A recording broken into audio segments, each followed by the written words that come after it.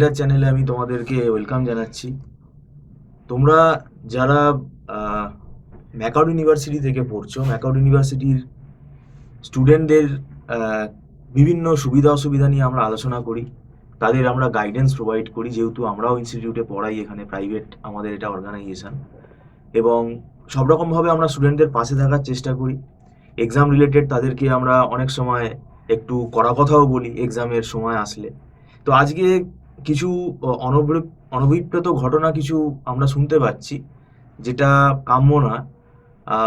এই বিষয়টা নিয়ে আমরা আলোচনা করব। আমাদেরই এখানে উপস্থিত আছেন মিস্টার সৌভিক দত্ত, আপনাকে নমস্কার। ওয়েলকাম জানাচ্ছি। নমস্কার। কিছু সাবজেক্টে স্টুডেন্ট ফেল করছে হুম। কারণবশত, যেটা আমরা দেখতে পাচ্ছি হুম। যে কিছু কলেজের ঘটনা এটা, হুম। যে সিএ এক্সামে তারা ফেল, মানে কলেজ থেকে মার্কস দেওয়া হয়নি, তার জন্য ওভারঅল যে থিওরি আর এই সিএ এক্সাম মিলে যে পাস মার্কসটা, সেটা স্টুডেন্টের উঠছে না। হুম। ফি মানে কলেজ ফি লেট দেওয়ার এটা একটা পানিশমেন্ট, আপনি কি মনে করেন এরকম ঘটনা? এটা কি আদৌ মানে কাম্য?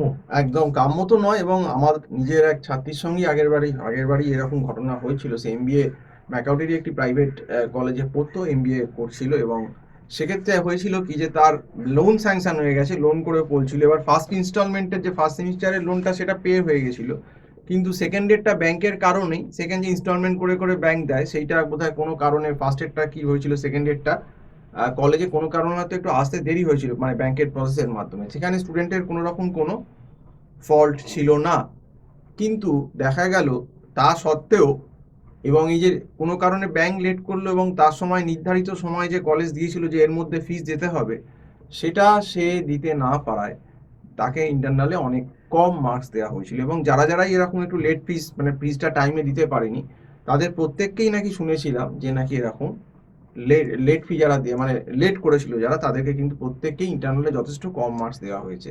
এবং সেই কারণে কিন্তু কিছু জায়গায় সে কিন্তু সাপ্লিও খেয়ে গেছিল একটা পেপারে, আমার যতদূর মনে আছে। এবং আপনার স্টুডেন্টের সঙ্গেও বোধহয় এরকম, আমি যা শুনলাম যে বোধহয় বিসিএ স্টুডেন্টের সঙ্গে বোধহয় এরকম ঘটনা ঘটেছে, এবং তাকে বোধহয় সিএতে 4 না কত এরকম নাম্বার দিয়ে রেখেছে, এবং তার কারণটা যেটা সে জানতে পেরেছে, বোধহয় আপনি লেট বলছিলেন ফি যে লেটে দেওয়া যেহেতু হচ্ছে।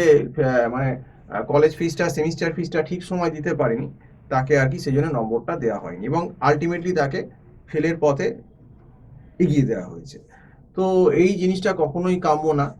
এবং যতই প্রাইভেট ম্যানেজমেন্ট বা ইঞ্জিনিয়ারিং কলেজ হোক না কেন, একটা মিনিমাম ভ্যালু বা এথিক্স তার মেনটেন করা উচিত। এবং আমার মনে হয় সরকারেরও এই ব্যাপারে স্ট্রিক্ট একটা আইন আনা উচিত, এবং কোনোভাবেই ছাত্র বা ছাত্রীকে ইন্টেনশনালি শুধু ফিস একটু দেরিতে, সামান্য দেরি হওয়ার জন্য, ফিস তো কলেজ পেয়েই যাবে, কিন্তু সামান্য দেরি হওয়ার জন্য যে স্টুডেন্টের যে কেরিয়ার ক্ষতি, এবং ইন্টেনশনাল, এর থেকে খারাপ আর অন্য কোনো কিছু হতে পারে না। এটা আমি একদম এর স্ট্রেট একদম বিপক্ষে। এবং আমি জানি না যে যারা মার্কসের দায়িত্বে ছিলেন তারা কি ধরনের মানুষ।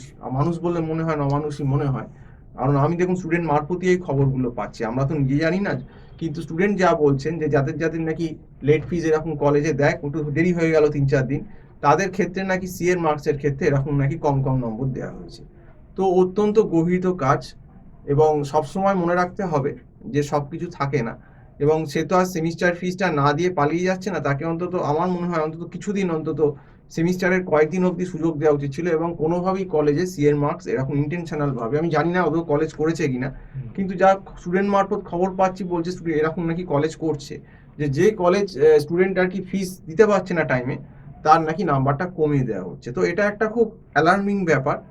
এবং যারা, যে সমস্ত শিক্ষক শিক্ষিকা বা ম্যানেজমেন্টের লোকজন ছাত্রদের সঙ্গে এরকম ব্যবহার করছেন, তো দেখুন, যতই আপনি বলুন যে ফিজ নিয়ে পড়ছে একটা ব্যবসায়িক সম্পর্ক, কিন্তু সবকিছুর একটা লিমিটেশন আছে। তবে আলটিমেটলি দেখুন, ওয়ার্নিং দেওয়া যেতে পারে। ওয়ার্নিং দেওয়া যেতে পারে বা কোনো যেতে পারে, বা ধরুন অনেক ক্ষেত্রে টেকনিক্যাল, ওই যে বললাম, তার কিছু করার নেই, ব্যাংক কিন্তু লোন পাস করে দিয়েছে, কিন্তু ব্যাংকের লোনটা প্রসেস হতে একটু দেরি হয়েছে, টেকনিক্যাল এবার কারণ। টেকনিক্যাল কারণে, সেটা কিন্তু তার কোনো ফল্ট নেই, সে সমস্ত ডকুমেন্ট কাগজপত্র সবই জমা হয়ে গেছে, প্রসেসও হয়ে গেছে, একটু দেরি হয়েছে কয়েকদিন, কিন্তু তার জন্যে কলেজ যদি তার ইন্টারনালে বা এই সিএর যে মার্কসগুলো, সেগুলো ইন্টেনশনাল ভাবে যদি সত্যি যদি খারাপ দিয়ে থাকে, তাহলে মনে হয় কলেজ কিন্তু একটা খুব গহিত অপরাধ করেছে। এবং যে করেছে আমি জানি না এরা কি স্টেপ নেয়, ছাত্র বা ছাত্রীরা, তাদের এগেন্সে স্টেপ নেওয়া উচিত। কারণ আপনি দেখবেন আজকে কনজিউমার কোর্টও ব্যাংক থেকেও যদি কেউ লোন নেয়, ধরুন সময় বকেয়া মেটাতে না পারলো, সেটাকে কিন্তু ক্রিমিনাল কেস করে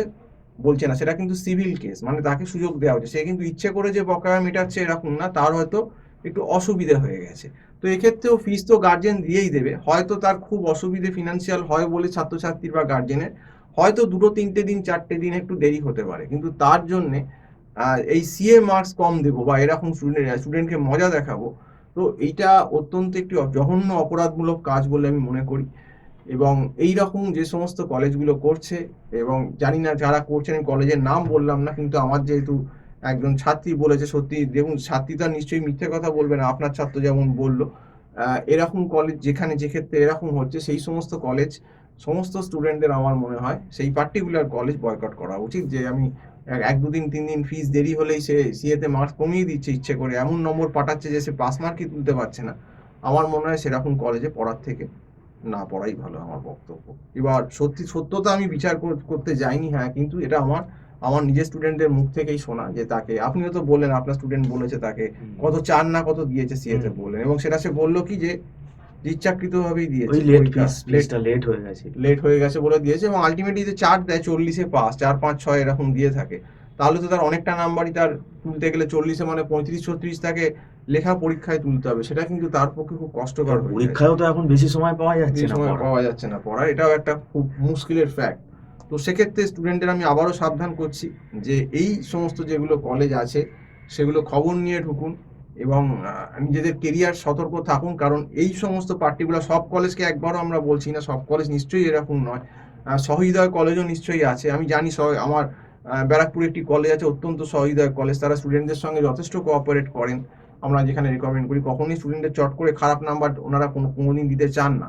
কিন্তু কিছু কিছু কলেজ আছে, তাদের ম্যানেজমেন্ট আছে বা তাদের হয়তো শিক্ষক আছে, যাদের হয়তো চামড়াটা একটু মোটা, মানে তারা পয়সা ছাড়া হয়তো কিছুই চেনেন না, এবং পয়সা ঠিক সময় না পেলে তারা স্টুডেন্টের কেরিয়ার ধ্বংস করতেও পিছুপা হন না। তো যাই হোক, আজকে এই অবধি বলেই শেষ করছি। সম্পূর্ণ ভিডিওটা দেখার জন্য অসংখ্য ধন্যবাদ। নমস্কার।